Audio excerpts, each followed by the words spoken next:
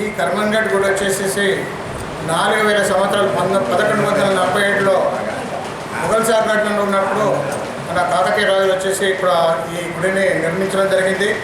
ఆ రోజుల నుంచి దినాదివ్యాపుగా ఈ విధంగా ఇప్పుడు కూడా ఈ కొన్ని వందల సంవత్సరాల నుంచి కూడా ఇక్కడ ఈ గుడిని మంచిగా అందరు భక్తులు కూడా వేడుకుంటున్నారు.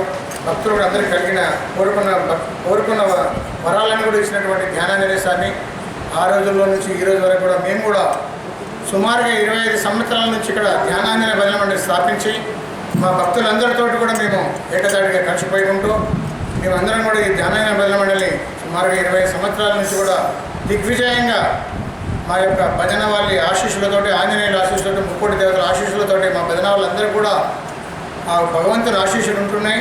అట్లాగనే మేము కూడా స్టార్టింగ్లో 3-4 తోటి భజన చేసినాం. ఈరోజు 40-50 మంది వచ్చేసి ఈ యొక్క కార్యక్రమాన్ని దిగ్విజయం చేస్తున్నట్టు మా భక్తులందరికీ, ముఖ్యంగా మా భజన వాళ్ళకి, మా ధ్యానాంజన భజన మండలి భక్తులకు అందరికీ కూడా, మెంబర్స్ అందరూ కూడా నేను ప్రత్యేక ధన్యవాదాలు చెప్తున్నాను. ఈ యొక్క అవకాశం ఇచ్చినట్టు మా నెంబర్ 1 టీవీ న్యూస్ ఛానల్ గారికి ప్రత్యేక ధన్యవాదాలు.